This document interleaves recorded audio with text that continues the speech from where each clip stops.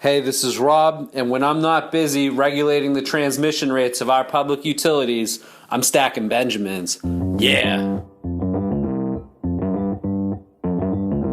Hey everyone, I'm Joe's mom's neighbor Doug, and this is the Stacking Benjamin Show.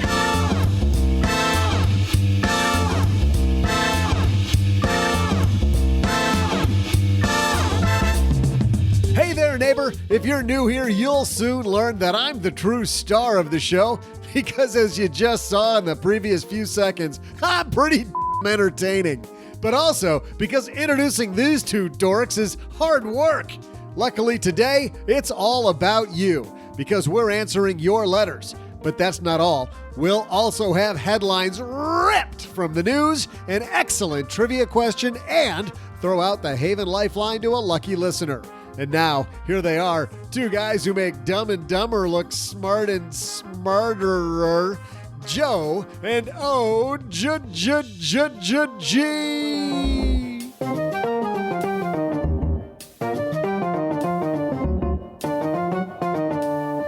Man, somebody's surly today. Which one am I? The dumb or the dumber? Or Probably the... Swan, swim. Oh, it says right here, Samsonite. That was way off. Hey, everybody. Welcome to another crazy Wednesday on the Stacking Benjamin Show. I am Joe Saul-Sehy, Average Joe Money on Twitter. And across the card table from me, you're only drinking water. I've got the coffee out, but we're ready to go, man. I'm already well past coffee hour, brother. I got halfway done with that, but that's the voice of the OG across from me. Man, we got a great episode today because we haven't done letters in a few weeks. So game on. We're about to open up the floodgates and find out what crazy questions people have for us. But first, let's take a second, OG, to talk about how you, not them, but you can start earning passive income by investing in rental properties through Roofstock. Sound like fun? Yes. Because Roofstock is an online marketplace for buying and selling tenant-occupied homes. I like the idea that the tenant's already occupied the place. I don't have to do any of that if I don't want to. So whether you're in California, New York, Roofstock makes it efficient and hassle-free to diversify your portfolio and invest from anywhere in high-yield markets like Atlanta or Memphis. They lay all the property reports and financials at your fingertips and even connect you with vetted local property managers for hassle-free ownership.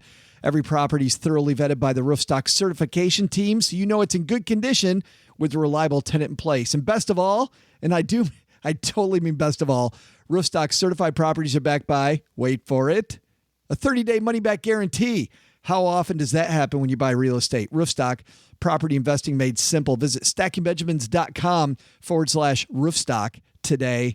stackingbenjamins.com/roofstock to learn more about rental home investing and browse exclusive listings today. And by the way, while you're at Roofstock, you're going to need some cash to get there, OG. So you know what you do? You head to magnifymoney.com, where the average person who goes there saves just under 500 smackaroonies when they go $450 by having a better checking account, a better savings account, better debt products. Magnify Money is the place where more easily than anywhere else you can compare and contrast those things that you have now, those awful, awful things, with ones that are way, way better. Check this out. If you head to stackingbenjamins.com/magnify money, right at the top, you know what you're going to see? You're going to see the list of all the different things that they compare, such as balance transfers, cashback rewards, 0% interest cards, CD rates, savings accounts, checking accounts, personal loans, student loan refinance, parent plus loan refinance, auto loans, small business loans. It's all there. What don't they do? They don't make French toast.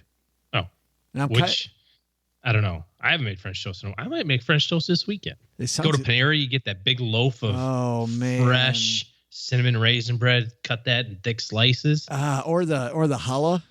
With all that cash you're going to save with Magnify Money, you can buy all sorts of bread from Panera. Magnify Money, the place to go to buy more bread at Panera. I'm sure Nick at Magnify Money will like that tagline that we just gave them.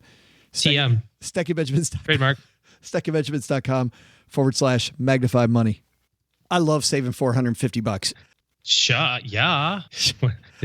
Me too, I guess. Where do you go from there? I'll tell you where we go. We got your letters on tap, but first we've got some headlines. Hello, darlings. And now it's time for your favorite part of the show, our Stacking Benjamin's headlines. Man, horrible seeing Puerto Rico get beaten up by another hurricane last week. Beaten up is an understatement, I think. But on top of that, people taking advantage of people.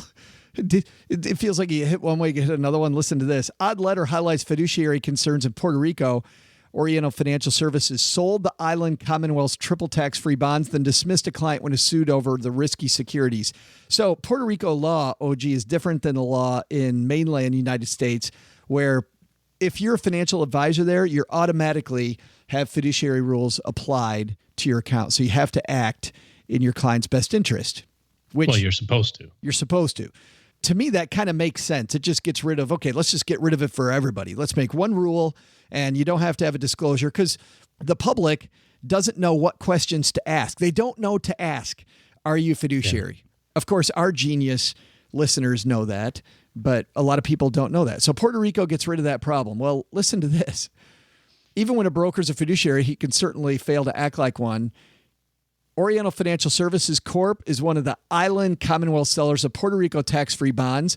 For those people that don't know what happened with those bonds, OG, the market for these has, of course, collapsed as Puerto Rico's economy stagnated due to $70 billion in debt, a population in flight, and a government in default. Puerto Rico filed for bankruptcy in May after years of borrowing to cover budget deficits, according to Bloomberg.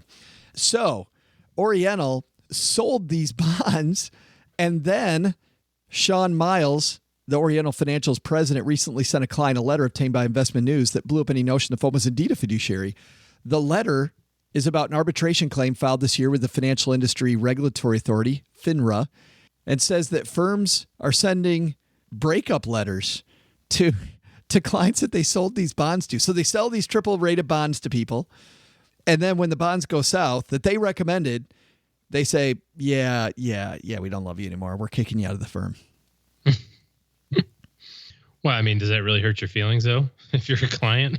I mean, weren't you planning on leaving anyway? Well, you should have probably left yourself before your fiduciary recommended all stressed out bonds. Like if somebody came to me with Puerto Rican bonds even 2 years ago, like, why are we doing that? Like, what's that strategy all about? Yeah, that's the problem, is that, you can put a stamp on it, right, and say, well, I'm a fiduciary. But until you behave like one, it doesn't really matter what label you put on it, because at the end of the day, you can still behave however you want. You'll just have to deal with it in court, and it sounds like that's what they basically picked. They said, well, we'll just make all the money we want, and then we'll have to settle some claims down the line, but that'll pale in comparison to the amount of money that we'll make on the commissions and the markups on the bonds. This firm typically, when people sue them through FINRA, they automatically send a breakup letter. And this is the letter. It says, please take notice that Oriental, its agents, employees, parent and affiliates withdraw and disclaim any and all investment advice with regard to your account, including but not limited to the Puerto Rico securities. Since you made the investment in Puerto Rico securities, you sought independent legal counsel and or financial advice and brought the referenced claim, according to the letter. Thus, you are fully aware of the risks alleged by you with regard to your investment in Puerto Rico securities, at least since the filing of your statement of claim. The reference claim shows it's your belief that these are not safe, prudent, and or suitable investments. Further, it's your belief you should not have purchased or should not hold investments in Puerto Rico securities. This reads like they were a commission shop, and hey, man, we're backing away from you. And it's a brilliant legal strategy, right? It's like, well, since you did some research on these, at least since the day that you filed this, you said you don't want it, but should you not have done research before? I mean, maybe you did research before and you just willingly bought these things. I mean, we can't stop you guys from willingly buying stuff from us. I don't think this type of such baloney. I don't know if this letter is going to fly in Puerto Rico, but in the 50 states, does this letter, do you think that it works? I mean, I know you're not legal counsel and we're just for entertainment purposes only, but do you think that this could happen in the No, I've got an exact idea of what happens here. An exact idea. Does that? Anyway, here's what they did. They looked at this from a business proposition standpoint and said, we can make X amount of millions of dollars in commissions and markups on the bonds, and some of these will blow up in our face. But, if we've got to pay a $200,000, arbitration claim to Joe Blow, so be it. We'll pay a couple of those. We made $400 million in commissions and markups on this thing, so we can give back some of that money if somebody decides to sue us. That I'm sure that was a discussion in the boardroom. Investment News went and checked FINRA's broker check profile for Oriental Financial Services. Broker check is they have a few dings. It's a flippin' dumpster fire. And so if you did your homework, which includes going to, and we just have a direct link on our site, stackingbenjamins.com/broker check, where you can go check anybody's FINRA record before you hire them. If you had done that homework, I think you would have seen that this is not a firm you probably wanted to do business with anyway. Mm-hmm. Do your homework. Our second headline comes to us from the Financial Times. This is on cybersecurity. There was something, we didn't do a story on this, OG, but we should bring people up to speed on this. The SEC was actually hacked. The U.S. Securities and Exchange Commission was hacked. The people that Everybody's getting hacked. You get hacked, and you get hacked. It's like an Oprah show. Whoa! Everybody gets hacked! It's so great. When the Securities and Exchange Commission, really the police force, right, overseeing a lot of how fair trading happens in the United States. SEC hacking, they disclosed their hacking, OG, but according to the Financial Times, SEC hacking disclosure fell short of its own guidance. This written by David J. Lynch in Washington. The Securities and Exchange Commission delayed for at least 8 months before notifying the public that hackers had penetrated its network, even as it urged the companies it regulates to promptly disclose cyber attacks. The commission so far has released only a 4-sentence description of the 2016 hack into its online Edgar company filing system, which officials belatedly realized last month had permitted criminals to obtain nonprofit information and non-public information. Yes, non-public information. Yes, non-public information and trade profitably on it. Publicly traded companies are required to disclose to investors any hack that has a material effect in their operations. Government agencies such as the Securities and Exchange Commission are governed by a different set of rules that generally require notification within 7 days to law enforcement authorities, Congressional Oversight Committee, and a Federal Information Security Incident Center, though not the public. This seems to be... So this is really kind of... Frustrating. Yeah. You know, so the Edgar system, for those who don't know, so if you're a publicly traded company, everything that you do has to be disclosed, right? If it has a material impact to the business so that investors can make decisions with all the necessary information.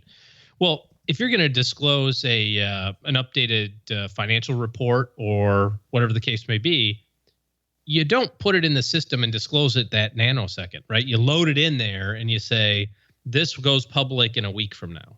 You know, we've got our financial data done. We're going to upload our financial statements on Tuesday. Friday is when we have our conference call with the investors at 4:00. That's when we disclose it. So that gap of time, there's a whole bunch of information that's sitting there that somebody could, you know, take and use to profit from. And so that's super frustrating because we, you know, as investors, we don't get to behave that way and be legal. And then it's also really annoying that the freaking SEC would penalize the heck out of a company for waiting 8 months. I mean, look what's going on with Equifax, right? I mean, they're going to go under because of all this stuff, because they waited so long and because they were hacked. But, you know, do we get to shut down the SEC now? God willing? Do you think you might be going a little far? Do you think Equifax is going to go under? Sure they will. You do think so? Oh, yeah, absolutely. They don't have enough money to fight all the lawsuits. They're not even going to pay out any lawsuit money. They're just going to spend so much money in legal issues that they're not going to be able to, you know. Now, they'll reemerge as some sort of, you know, new company. You mean there may be a bankruptcy protection thing that happens and then reemerge. Yeah, that's interesting. And I don't understand why we have a separate set of rules for the SEC. Well, it says 7 days in this article. It seems like we should. We're still off by 7 months and 3 weeks. Right. You know. And the sad thing is, you know, in our first headline today, there was some recourse, right? The recourse that we had as people is that we can take care of business ourselves by going to broker check. I think with this headline, the good news, I think the SEC will probably sue itself and fine itself. We are fining ourselves $40 million. Yes. Here's the check. Here's the check I wrote to myself to fine myself. I think this may be a call your congressman thing. But I think our takeaway is if you have a advisor telling you they're a fiduciary, head to their broker check. Go to stackingbenjamins.com/broker check or just the FINRA website and click the broker check button. And make sure that you do a little homework on the firm before you get involved.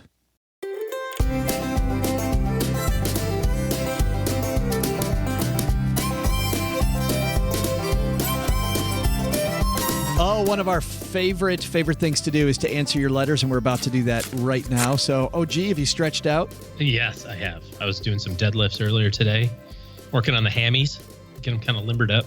So a deadlift means you're lifting beer to your mouth, and hammies means you're eating ham. So ham and beer, right? Is that what you're talking about? Oh, dude, I'm all swole. Check that out. Oh, don't do that.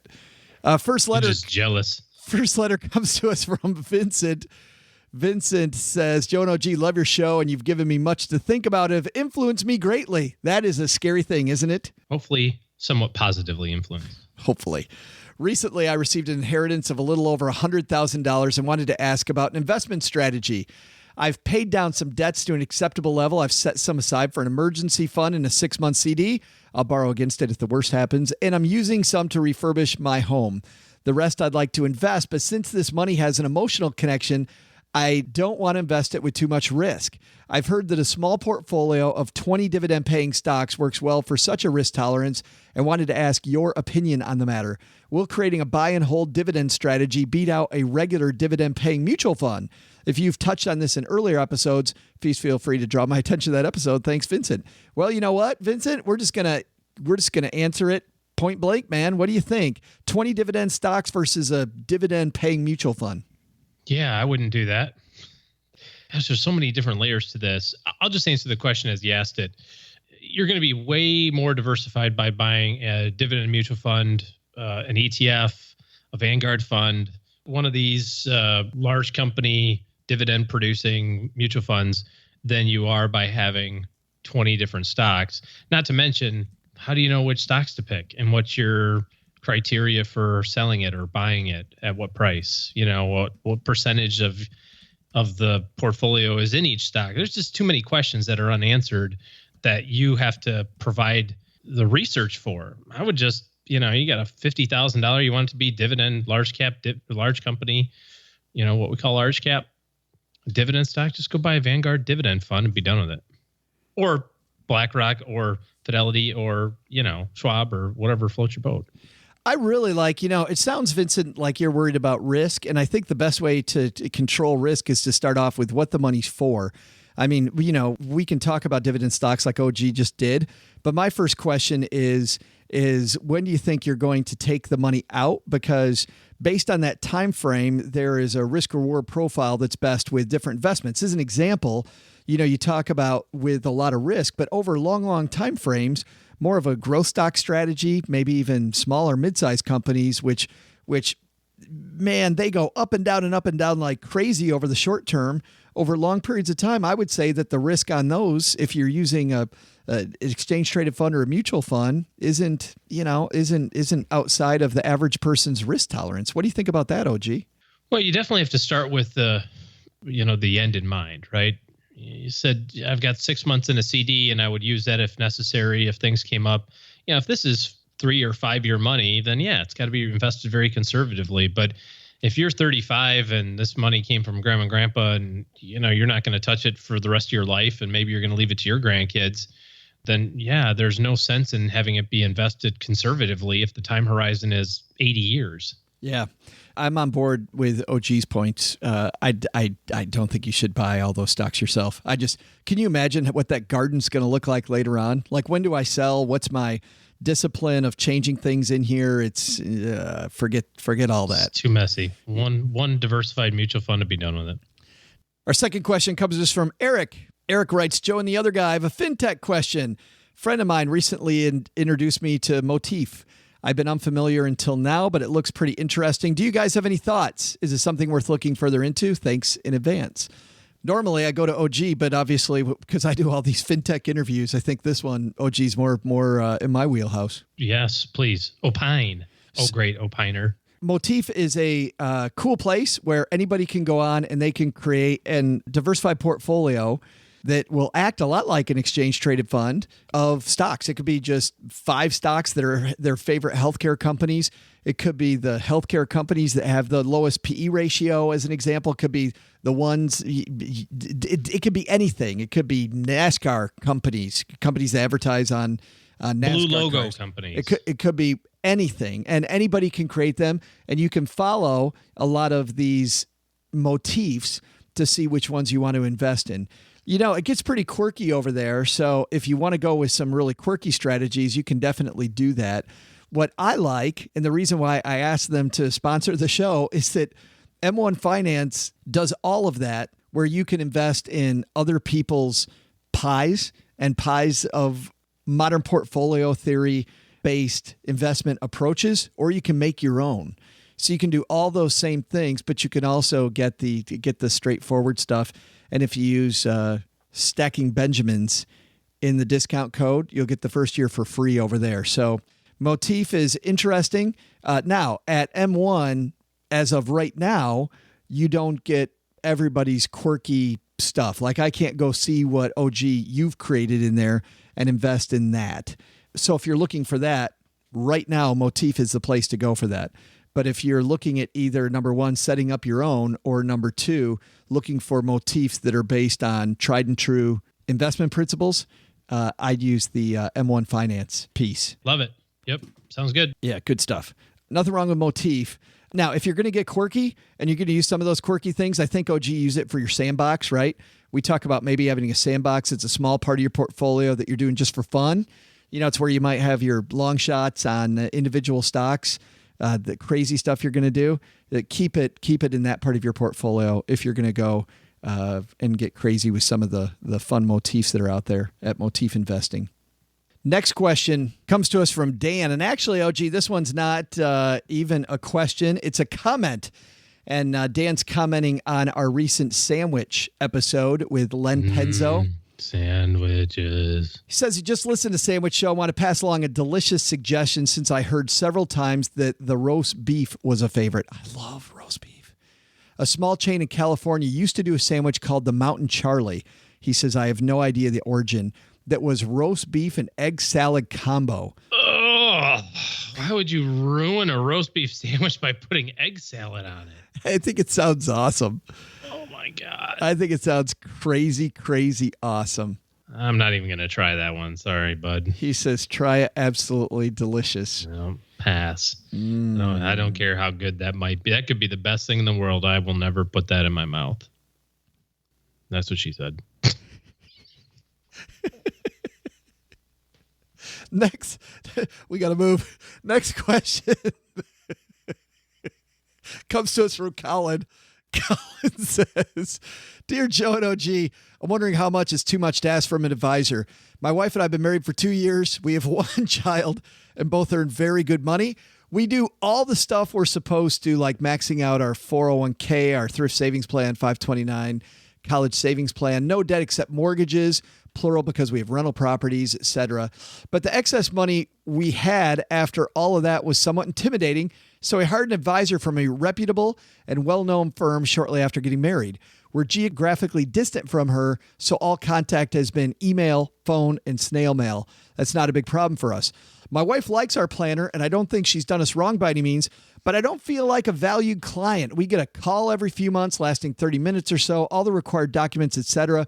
But you guys talk like you know/knew all your clients like friends, and I get the impression you spend a lot more time with them than a couple hours a year, especially when we set an aggressive but attainable goal replacing my wife's income, the higher the two, and multiples of what we actually spend in under 20 years, age 50. Am I asking too much? Thanks for the non-lesson, and go check Doug's room for undelivered mail. I'm sure the other 3 listeners are sending more than you're getting. That dude definitely isn't bringing it all down. Do you think Doug's hoarding mail? I think he reviews it first. Like at prison when they got to check your mail. Yeah. Colin says, P.S. I don't learn anything from you guys, but I listen to other podcasts for that. Paula Pant, Pete the Planner, to name a few. You guys are just fun. OG needs to go hang out with Joe and Paula sometime. Sometime when I'm invited. In Dallas at FinCon, we'll be hanging out. So, yeah, maybe. Coming up in a month. I'll have some news about that coming up here shortly. If you're in the Dallas area or you want to fly to Dallas, actually part of FinCon is going to be for people that listen to shows like ours. So PT's opened it up and made it where it's not about creating media. It's actually for people that just want to learn more and be more involved. But stay tuned for that coming up soon. Cool. So, hey, let's talk about this. I think that everybody has their own way of doing their business, right? You had your way of doing it when you were an advisor. I have my way of doing it. I tell everybody that my favorite line to quote is, how can we be lovers if we can't be friends? I've been working for 20 years almost doing this work, and I figure I've got about 25 years to go before I might entertain the idea of not doing it anymore. And so if all of my clients are between the ages of, let's say, 35 and 50, they're kind of all going to reach this retirement time period and get into retirement all around the same time that I am, right? So we have a lot in common in terms of our family's profile and timeframes and goals. And so if I'm going to talk to you every 6 months, which is what we do, and we're going to have, an hour and a half or an hour conversations every year, 2 times a year for the next 25 years, you got to kind of enjoy the conversation, right? There's got to be a little bit more to it than, I looked at your portfolio and it is performing in line with our expectations to, that's good too. You want somebody that's knowledgeable, and sometimes a little disinterested may even be better because they might have a better third-party view, right? Than somebody who's kind of in the trenches with you, so to speak. But I also think that when you're a consumer, you have to find somebody that matches up with what you're looking for. And sometimes you want somebody who's very straightforward and plain and has a very rote system, and maybe you'd prefer to have somebody that's a little bit more eccentric. I don't know, but it doesn't make that other person bad. The great example that I can think of is in the medical field. Like, I love my primary doctor being kind of fun and, hey, you need to take this test and da-da-da-da-da. But when I had my MRI, because I had like all this weird vertigo issues, the neurologist was so he came across so disinterested and dispassionate about the work, and specifically about me, that I could tell that all he knew about was that he was an expert in that part of the brain, right? Like, he wanted nothing to do with small talk. He had no interest in learning about my kids. He just came in and said, well, Mr. OG, upon review of your MRI, it appears as though that you have and have a nice day. Okay. But that's what I expected out of that. That was a different type of relationship than the primary care doctor. You know what I mean? So I don't know. I think you got to love who you're hanging out with. If it doesn't match, it doesn't matter how great the advice is. Yeah, I mean, I had people that didn't line up with me because of the fact that I wanted to have an emotional connection. And that wasn't what they hired me for, I mean, there's a certain degree. When I read Colin's note at first, there's a certain degree of, this is business. If you want a friend, buy a dog, right? where it's not about being your buddy. It's about, is the work getting done? And so that's the important thing to measure, but certainly the work gets done better if the personality matches what you're looking for. I think you're more likely to believe me if you think the thing that scares me here is Colin feeling like he's not valued. Like, it seems to me like you still felt like you were valued in that MRI. But if Colin doesn't feel like he's valued, I think that we might have yeah, and there could be more to that, right? I mean, maybe this planner only works with people that have over $3 million and took you on because you were a friend of a friend, and so it doesn't really match up with the way that their business model is, and they may look at it more of a hassle, and you're trying to get more out of it than they're willing to provide, because maybe their service model is designed for somebody that has oodles of money, or maybe they don't like working with physicians and they only work with engineers, and that's who they work with, or whatever. I think nothing goes poorly if you talk to your advisor about your concern. And if you talk to them directly, almost the way that you talked with us about, say, it seems like the work's getting done, just doesn't seem like we have much of a connection. Is that a problem on your end too? Because if it is, I want to fix it, right? So if you go at it from a position of, I want to fix it, and listen, then if they're not interested in fixing it, you got your answer. Go find somebody else. If they are interested in fixing it, then you have a better relationship. But I can't think of any time where letting it sit the way it is actually helped the situation. Like hoping it goes away and gets better is what happens in dysfunctional relationships. Agreed. Our next question comes to us from Dr. H. Dr. H. What do you think H stands for? Dr. Hellion? Dr. Hellacious? Dr. Hello Ladies? Yeah, I don't know. Longtime podcast listener, the situation here, 35-year-old recent medical graduate about to complete residency in family medicine. First year earning a potential of $250,000, viable job offers starting this time next year. Current education debt, $550,000 at an average of 8.2% average. Oh, my goodness. And people think becoming a doctor is glamorous, by the way, OG. There is, it can be, but it takes you a long time to get there. Currently on public student loan forgiveness with income-based repayments, minuscule payments being made now, total consumer debt outside of those loans of $0. Savings includes a 401k, traditional IRA, Roth, and a simple $200,000 total. Total current income right now is $55,000 a year this year. Then, of course, that massive increase Dr. H talked about. Currently, there's no public student loan forgiveness job options in California. Wife is a pediatrician, infectious disease specialist, unable to get a job right now, unwilling to assist with student loan payments. Her stats, $50,000 retirement savings, $5,000 cash on hand, $65,000 a year income, then probably $140,000 per year starting August of 2018. What do we do? Both of our cars are paid off and brand new, no kids, but we're trying to get a little monster. Please give recommendations. Man, this is tough. This is a great example of why comprehensive planning really makes a lot of sense for a lot of people, because there's so many different variations and variables associated with this case. And you have to juggle. I mean, right now it's pretty easy, right? I mean, you don't make a lot of money relative to what it's going to be. You've got this huge amount of debt and paying a little bit of it. Don't have any consumer debt, which is fine. But the risk that you run is that if you don't aggressively attack this, then this could linger for the better part of 25 years. I mean, there's no doubt that, people buy houses for $550K that takes 30 years to pay off. You know what I mean? And if you're 35 right now and it takes you 30 years, well, that's 65 by the time you get this thing paid off, right? But by the same token, we have to juxtapose the need to pay that off aggressively with also all this other stuff that's going on, right? You also have to save aggressively because you're 35, right? And eventually you want to be financially independent. You're going to have a kid or two or three or four, and they're going to need some sort of college fund probably. You probably are going to buy a house, and eventually those new cars get old and you have to replace them in some way, shape, or form. Not to mention, if you're like every physician that I've ever met, when you get that increase from 50 to 250 and Mrs. Dr. H goes from 50 to 150, and now all of a sudden your tax return says 400,000. Well, guess what? You also start losing deductions that you're used to getting, exemptions that you're used to getting, itemized things that you're used to getting go away. And so now your tax bracket goes way up, your tax rates go way up. And so you feel like you should be way ahead of where you are because you're like, oh my gosh, you make $400,000 a year.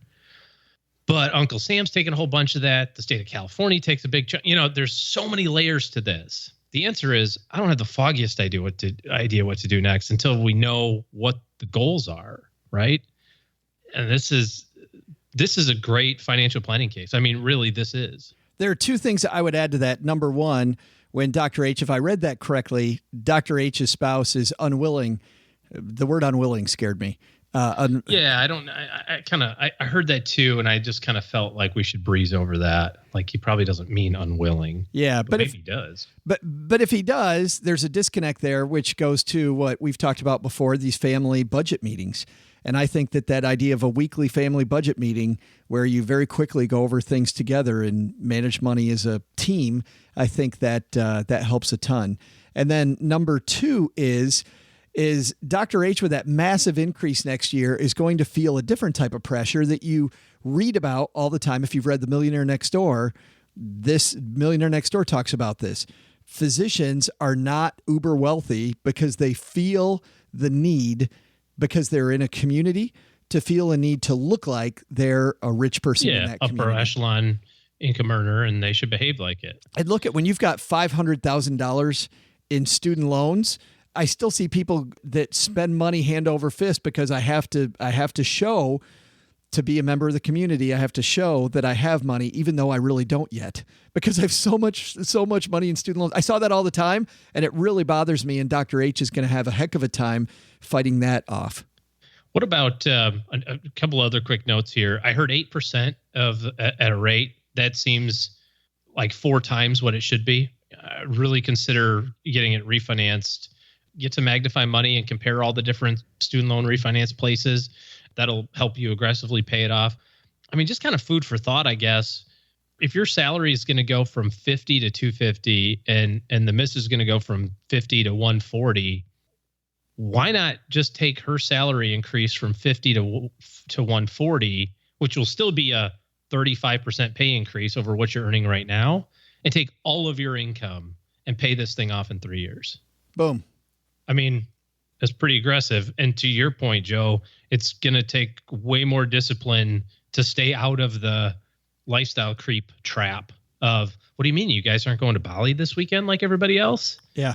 That's going to be tough. And then you layer a kid on top of that. And I don't know. It's not going to be easy, but I would not be entertaining a 25-year payback on this sort of stuff. That's too crazy. Thanks for the question, Dr. H. And you know what, OG? Mom's got the coffee on, and I see Doug coming over here, so I think we're going to hand it over to him for the middle of the show, and we'll be back with more letters in the Haven Lifeline as soon as we go get a refill.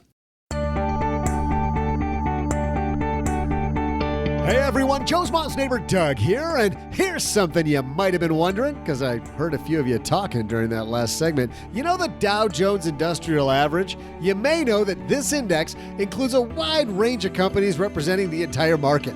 But here's what you might not know. How many companies are in the Dow Jones Industrial Average Index? I'll have the answer as soon as I beg Joe's mom for more tang. What were you thinking?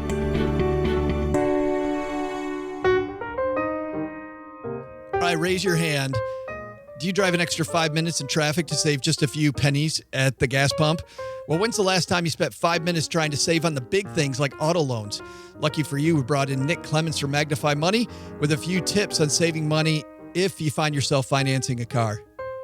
If you're buying a new car, there's really no better deal than the 0% financing that would be offered by the manufacturer. The issue really starts to happen if you don't qualify for the manufacturer's financing or you're buying a used car. And in those cases, I think it's a very good idea to always shop online and get a low rate before you walk onto the lot. Chances are high that the dealer will beat it, but if you don't walk onto the lot with a low rate to begin with, you know you won't get the best deal. Thanks, Nick. More than just auto loans, Magnify Money's the perfect spot for reviewing just how well or not your checking and savings accounts are performing. You might just decide to switch banks, and guess what? Why stick with just one bank at all when you can use MagnifyMoney.com to always find best-in-class stuff? StackingBenjamins.com/Magnify Money. Average person saves $450 in interest when they go there. StackingBenjamins.com/Magnify Money. Here's a question. What's keeping you away from investing in real estate? Well, over my career, I repeatedly hear that time, the time it takes to find renters, property managers, and to fix problems, and stress. What if you don't find a good property manager? What if you don't find a renter? Those are two of the biggest factors keeping people away from investing in real estate. We talked to Gary Beasley, CEO of Roofstock, about how the team at Roofstock are helping you take back a good night's sleep. There's really no way to sell real estate today, rental homes with tenants in place. What we did with Roofstock was create the first way to do it. How's that for an advantage? Roofstock's online marketplace makes it easier than ever to buy, sell, and own tenant-occupied investment properties in top rental markets across the country. You own the house, but Roofstock handles as much or as little of the headache-inducing issues that you've come to expect with renting. But that doesn't have to happen if you partner with the right team. Best of all, Roofstock certified properties are backed by a 30-day money-back guarantee. Check them out. at stackingbenjamins.com/roofstock. That's stackingbenjamins.com/roofstock.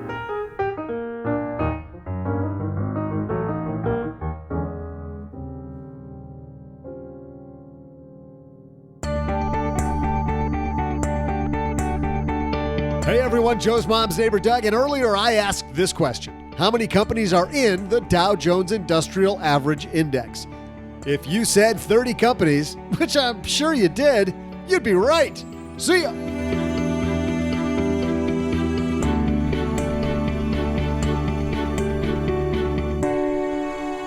All right, let's throw out the Haven Lifeline and tackle some of life's, or rather life insurance's most important questions.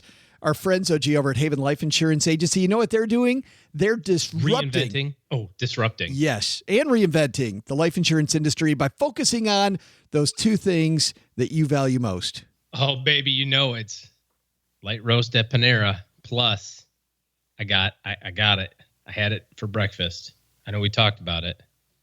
Cinnamon French toast. Those actually are number 3 and 4, believe it or not. But number 1 and 2 are your family and your time. They were the first life insurance startup that's wholly owned by industry giant Mass Mutual to create a high-quality, affordable term life insurance policy you can purchase entirely online. Qualified healthy applicants, they can skip the medical exam. That is a time saver right there. Head to stackingbenjamins.com/Haven Life now to get a free quote and learn about life insurance the modern way. That's stackingbenjamins.com/Haven Life. Congratulations to our friends at Haven Life, by the way.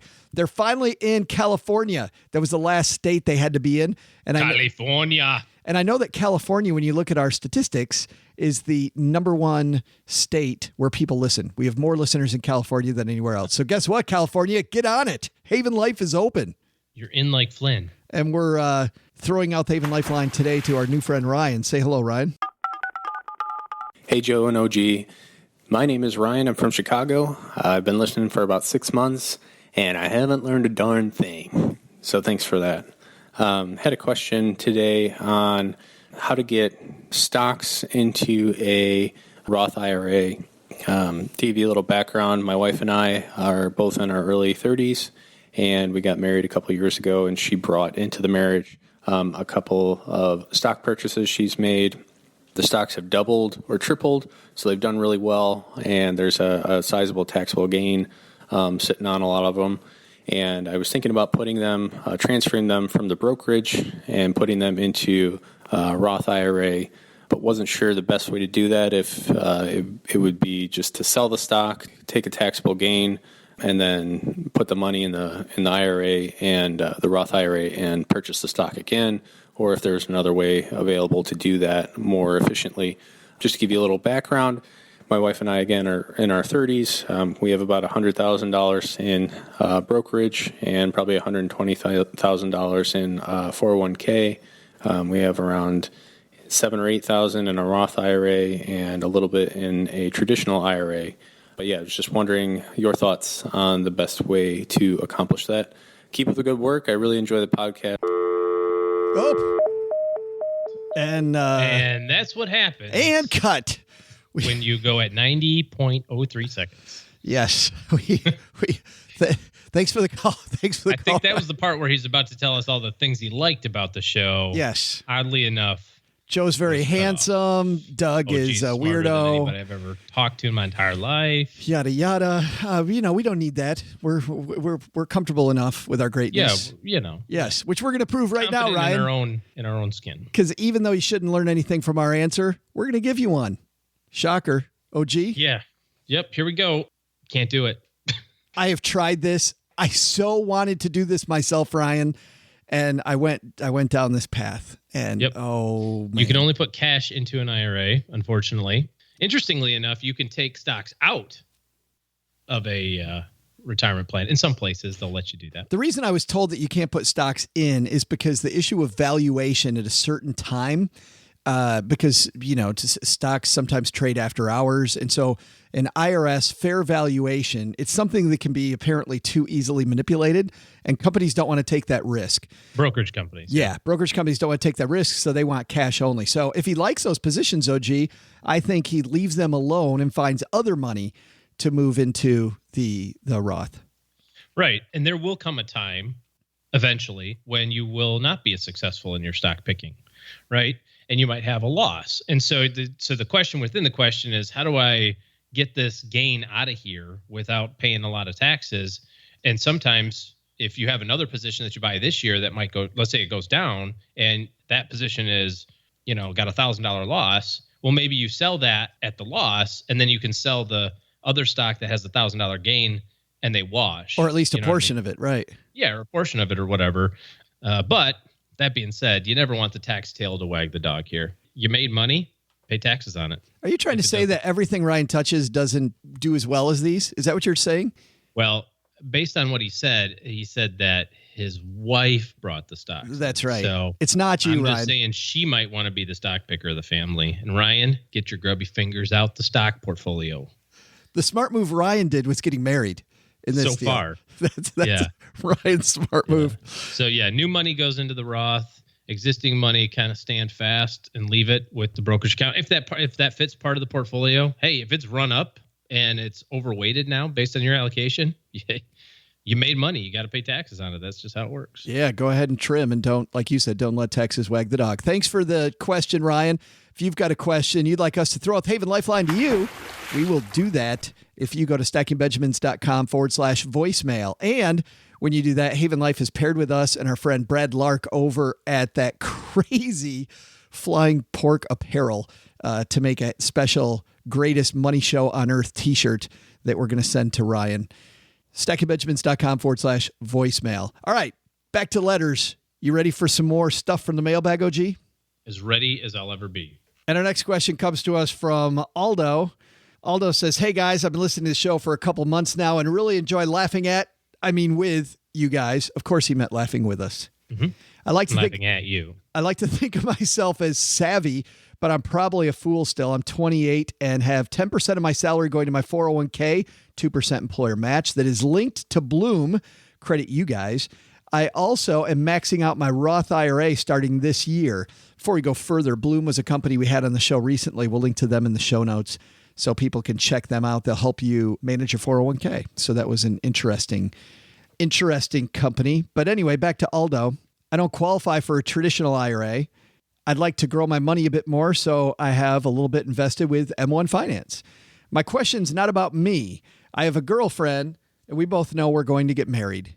She got a new job last year, and they wouldn't allow her to invest in her 401k until 1 year later. It's been a year, and they haven't given her the forms to fill out to start putting money into her 401k. She gets angry with me when I remind her to go get them. She hasn't invested in her IRA either. So what I'm telling her is, hey, 2 years of IRA at 4% would be $50,000 when we retire. But that doesn't seem to work because, quote, the market isn't guaranteed. Her mom has worked at a bank her whole life and isn't pushing her, so she thinks it's not important. How can I explain myself better to show her how important retirement really is? I like to think I'm a money nerd, and I don't understand why others wouldn't be. Oh, Aldo, I feel like we're getting involved in the premarital tryst here, OG. Tryst? Yeah. Tryst is not the right word, is it? I don't. Premarital.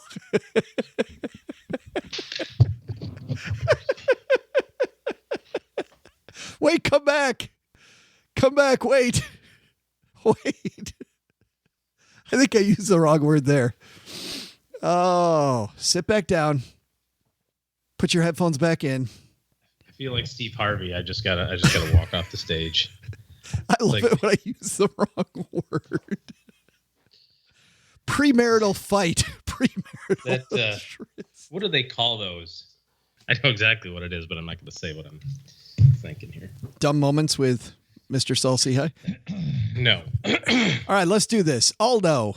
Here's the thing. When it comes to communication, really what we're talking about here is communication, right? And it's not about whether or not she puts the money into the IRA at 4% for 50 years or whatever you said there. It's about the fact that the two of you need to be on the same page with money. And that may involve you saving more and her saving less, right? It may involve the two of you deciding that here's the appropriate amount of money to save. So you don't want to be the one that's always poo-pooing everything that she wants to do or not do for that matter, right? And you also want to make sure that you're responsible enough in your early 20s or mid 20s or whatever you said you were to kind of get ahead of the curve a little bit, because you definitely will wake up at 40, 12 years from now and go, ooh, that went by pretty quick. And then when you're like Joe, you wake up and you're like, oh crap, I'm like 107. Oh. And that went by even faster. So at the end of the day, it's not about whether or not she's saving, X dollars. It's whether or not the two of you have agreed on what the future looks like. The great thing about financial planning is this. It's really just based in math and science, right? The bad thing about financial planning is that it's a lot of an art form too, because you've got a lot of different ways to get there. There's nothing wrong with investing all of your retirement into a savings account, if that's your thing. But you have to know how to do that, right? You just have to know, okay, I've got to save 10 times as much money as anybody else because I'm getting 1/10 of the return. So there's no right or wrong way to do it, but you have to know what the outcome is that you're looking for. And then you can work backward and say, hey, if we want to do this, the math says we need to save $400 a month. How do you suggest we come up with the $400 a month? And this doesn't just come from you. This comes from Stephen Covey, right? Begin with the end in mind. I think 7 Habits of Highly. Well, Stephen talked to me about it before he wrote the book, but yeah, I let him run with it. Yeah. You weren't going to sue him over a little thing like that. Idea. Share the wealth. He had to come up with the 6 others himself. So, that's debatable. But Stephen Covey, God rest his soul, man. Talks amazing human being. But Stephen Covey, start with the end in mind and work backwards. And I think that's a lot of people. You've got things that you want today, and you can see those things, but you don't make the end goal tangible. And when the end goal isn't tangible, it doesn't mean as much. You're like, what's another year? And you're right. Aldo's using the rule of 72 to try to impress her with math and how much money that's going to be. It's going to be $50,000, but $50,000 at age 60, the average person versus the money now. I mean, okay. Well, and I think the other thing too is make sure that you ask great questions. When I find myself getting stuck, or me and Mrs. OG are stuck on something, or me and the kids are stuck on something, right? A lot of it has to do with the type of question that you're asking. And, the question of, how do you suggest that we put this together, right? If she's not a money nerd, you got to bring her into the fold and say, well, you need to help me make this decision. How would you suggest we do it? I did the math for you. You can't dispute that. It's $400 a month. What do you think? There it is. And then if she says, well, I think you should save all $400 and I can spend all my money. Oh, okay. I mean, then now you're having a communication, right? You're having a different discussion at that point. Yeah. Yeah. Like, pack your shit, devil woman, and get out my house. Yeah, and if you say that, the next thing you know, you're packing all your and getting out of her house. That's what really happens. Yeah. Yeah, not our first go around. I was kidding about that. I would never say that in real life, sweetheart. Thanks for the question, Aldo. Our next question comes to us from Drew. Hey, Joe and OG, this is Drew from Chicago. Wait, it's Chicago Day on the show, isn't it?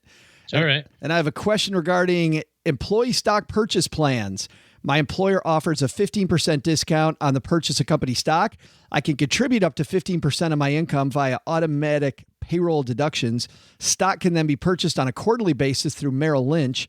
I can sell the stock at any time at the cost of a minimal selling fee. There are no restrictions on how long the stock I purchase must be held before selling it. After researching employee stock purchase plans, my strategy would be to sell the stock as soon as possible, preferably on the same day of purchase. This would allow me to benefit from the discounted stock price while minimizing the risk of an under-diversified portfolio. I then reinvest the money into savings, retirement plan, IRA, etc. I have no desire to hold on to the stock long-term for the capital gains tax benefit. I'm already contributing to my company's 401k to receive the full company match, 5% contribution with 4% company match for overall 9% contribution. The next enrollment period for the ESPP is coming up. So what are your thoughts on ESPP plans overall? What are your thoughts on the strategy I've laid out? Pros and cons to be appreciated. Thanks for teaching me nothing, Drew. OG, employee stock purchase plans.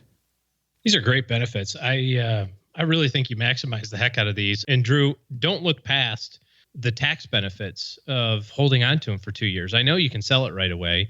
One thing you didn't mention was how the price is calculated. So every company is going to do this a little bit differently. He mentioned that in his company, he can have the option every quarter to buy the stock. So does that mean that they take the lowest price of the quarter? Do they take the beginning price of the quarter, the ending price of the quarter, the average price of the quarter? Do they take the high and the low of the quarter and average it and then give you the 15%? There's a lot of different ways that companies will figure out what that price is less the 15%. But let's just say it's that closing price and then you get the 15% discount. That's fantastic. I don't think you sell it right away because you've got the 15% discount. Why do you want to go ahead and then turn around and pay taxes on all that discount? You know, depending on what kind of tax bracket you're in, you just reduce the benefit of that by probably a third, if not more. I think that kind of the second level of this might be to contribute every quarter like you planned.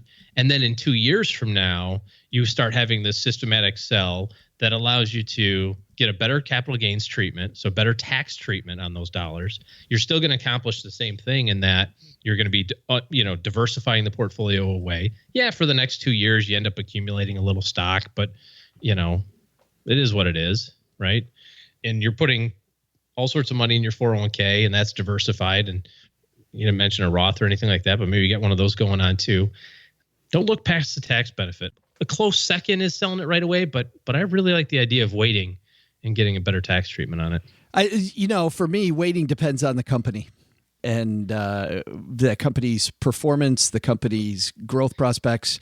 That gets into a little bit of a guessing game, right? I mean, now you're talking about market timing in some respects, right? You're saying, I think that the stock's going to go up today or down today. But if I've got a risk tolerance of X and the company I work for has a profile that is far less robust than what I need for my portfolio, I mean, then I sell it right away and I go ahead and put it in stuff that's more risk appropriate.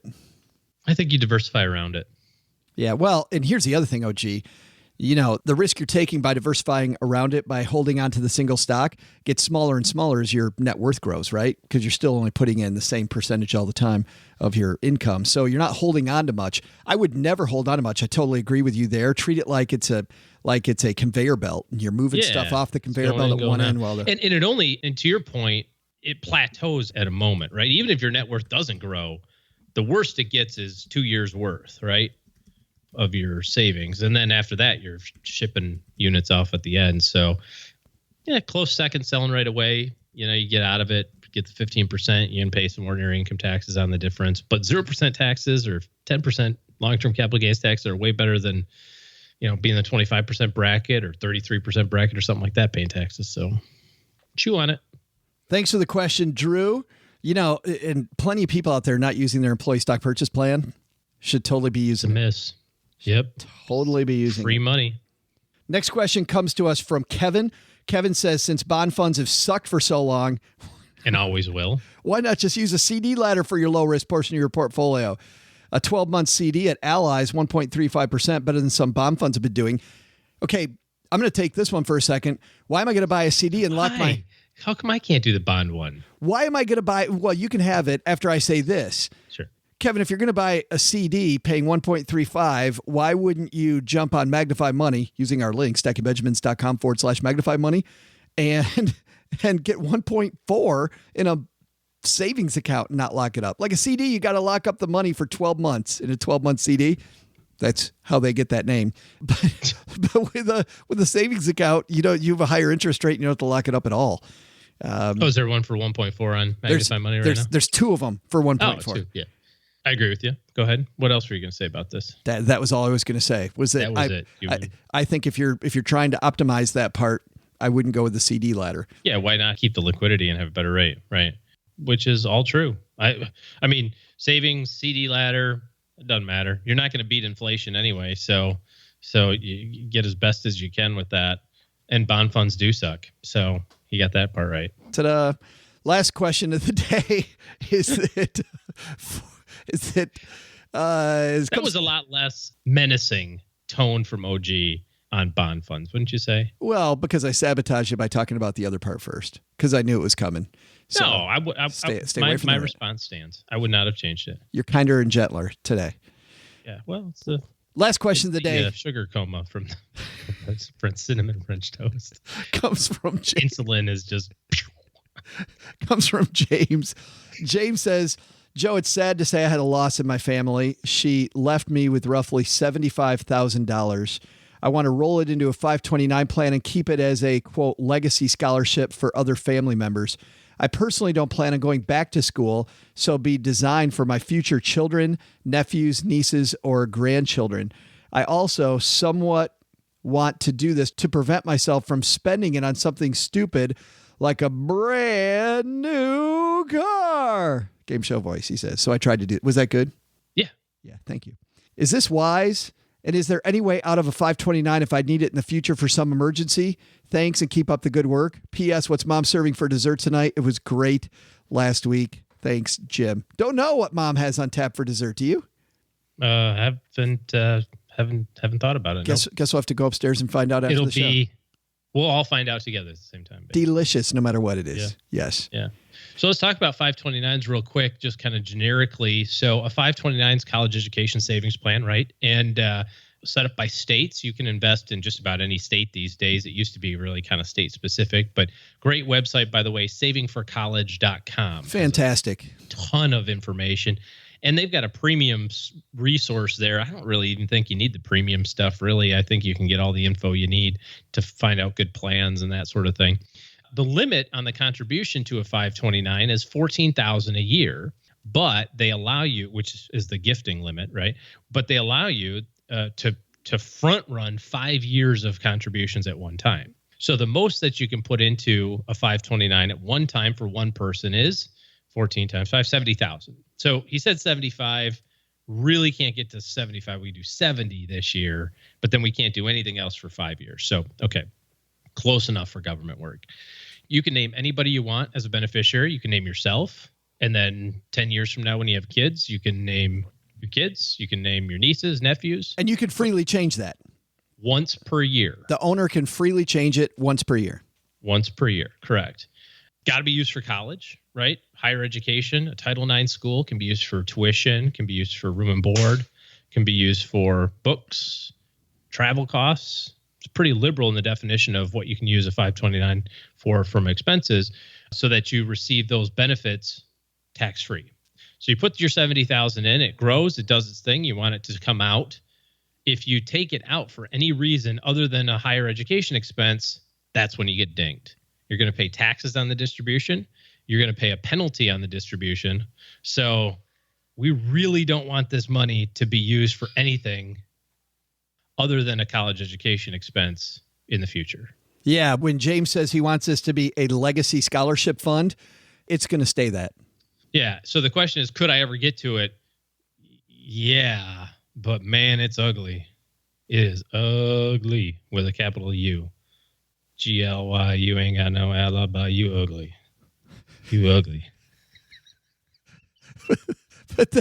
But it's so flexible and it's such a great idea. And if it's a tribute to the person who passed away, if they value education, I don't think it's a bad plan.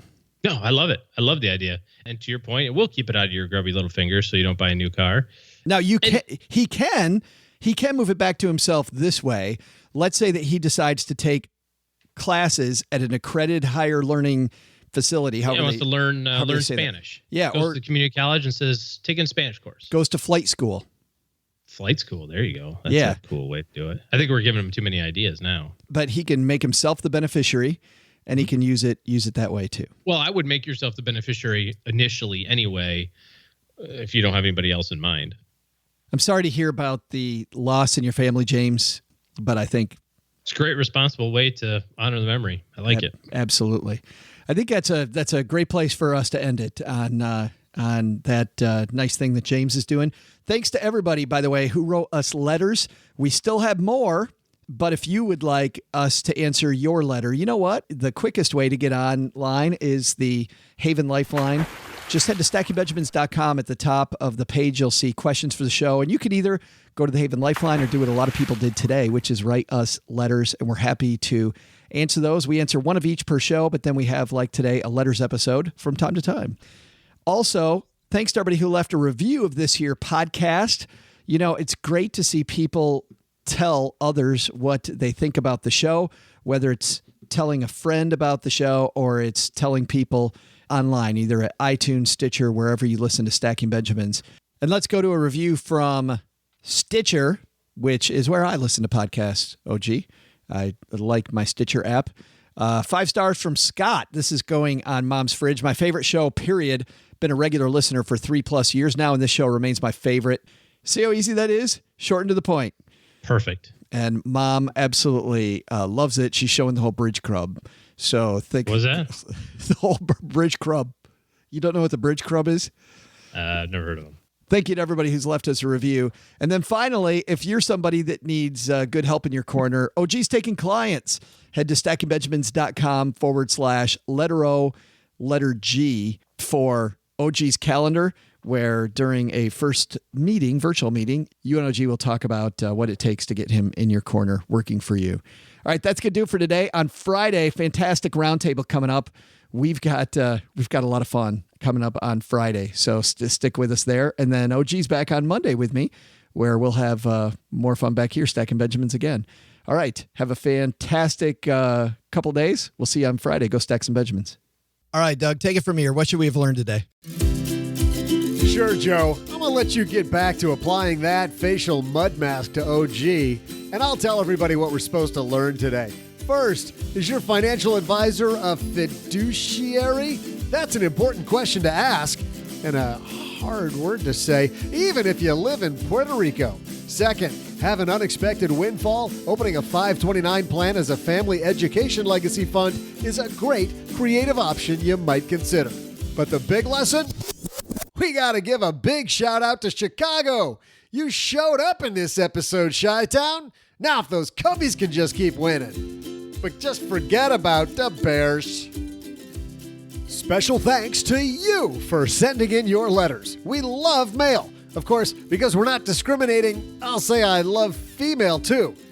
Do you want your letter to appear on the Stacking Benjamins show? God, why would you? Head to the stackingbenjamins.com and follow the Questions for the Show tab at the top of the page. This show was created by Joe Saul-Sehy, produced by Richie Rutter-Reese, and engineered by the amazing Steve Stewart. Kathleen Selmans handles design, newsletter, and classroom opportunities. If you'd like to learn more, head to stackingbenjamins.com/classes. Online, visit us on Twitter at @SBenjaminsCast or on our Facebook page. Shannon Cowan is our community manager and social media guru. I'm Joe's mom's neighbor, Doug, and I'm wondering if KY jelly is actually made in Kentucky. SB Podcasts may receive payment on the show from sponsors and guests in the form of books, giveaway items, discounts, or other remuneration.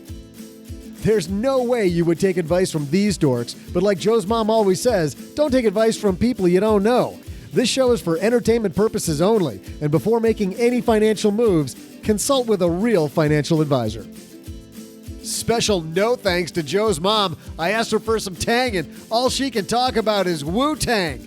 Does that mean she's happy about Tang or something? I don't know.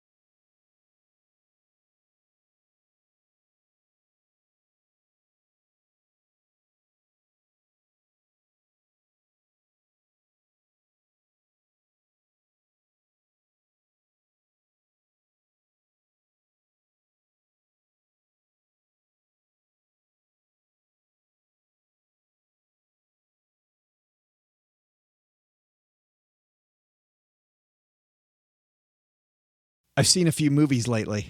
I saw a number on some airplane rides here, but nothing that I can remember. So you reviewed The Founder here a while ago, and I saw that on an airplane recently.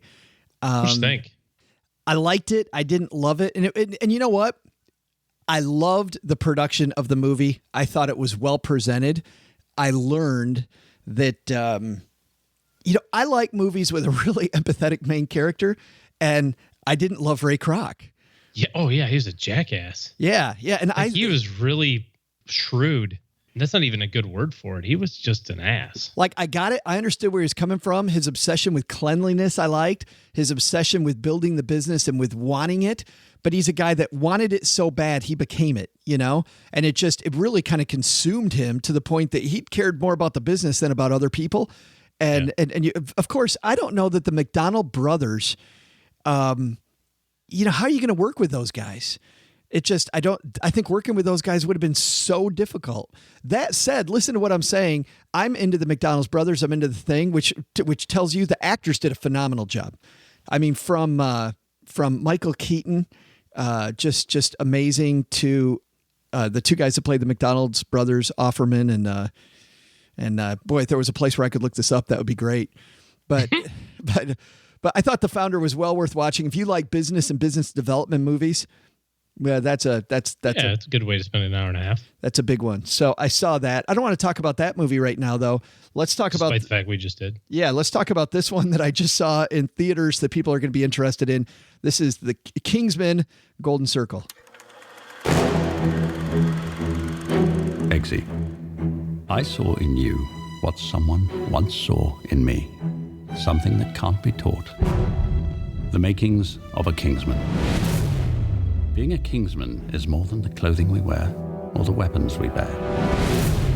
It's about being willing to sacrifice for the greater good.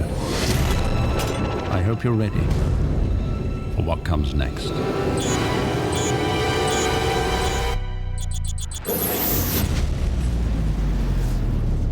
And now the end is near.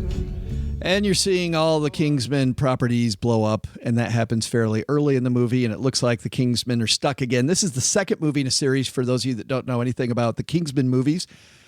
Stars Taron Egerton as Eggsy, who's the main character. In the first movie, he was this young punk kid that they recruited, and he became this Kingsman, who's this high-class kind of James Bond kind of young character. Colin Firth is his mentor. He's in the movie. Julianne Moore plays the evil genius in this film, which is she can play anything, man. That woman is such a fantastic actor. I've seen her play everything all over the map. Mark Strong is in this movie. He plays kind of the Q character. If you've never seen Kingsman, he's called Merlin in this. But he's the guy behind the scenes who gives you all the gadgets and is working the technology. And there's others. This film, I didn't realize how long it was while I was in the movie, but it's 2 hours and 21 minutes long. Like we got done and I went, holy cow, this took forever. It has a Rotten Tomatoes score of 50%. So you would think that this is not a good movie. Man, I was in it the whole time. I guess if you saw the first Kingsman, it's like a love it or hate it, I guess, at 50%, right? Yeah, but if you're somebody that knows you're getting into campy fun, like a James Bond, but really, really dorky kind of fun, like if you go in there with that attitude, I was in it the whole time. I thought the characters were fun. I got to tell you, there's a guy with a cameo in this, Elton John. Actually, he's not even a cameo. Elton John's in the damn movie the entire time and is hilarious. How they talked Elton John into playing the character that Elton John plays himself in this movie, I have no idea. But he does such a great job, and it's so funny. Our whole movie theater laughed out loud several times. There was clapping. Movie theater about half full, but still clapping, laughing out loud. Tons of fun. I give Kingsman: The Golden Circle a big fat thumbs up, man. I would go see. Did you see the first one? No. See, I think you would like these movies. I may. Yeah, just good stuff. Put it on the list, huh? Yes, yeah. Put the Kingsman on your list of things to see. But then again, somebody told me, when I said that King Kong movie, Kong, the Skull Island, that I thought that was campy fun, and somebody wrote back to me and said, "Dude, it was trash. It was absolutely horrible." Guess it depends on your taste in movies. This one probably very formulaic plot. You kind of know where it's going the whole time, but it's a well-written, fun, crisp ride, I thought. And some of the lines in this movie, Jeff Bridges is in this film. Like so many people that you've seen before. Just all-star cast. Channing Tatum, Halle Berry. Who's not in this movie, I guess is the question. Sounds like a pretty robust list. Yeah. All right, man. That's thumbs up. Okay, cool. Yep, that's going to do it. We'll see everybody back here on Friday.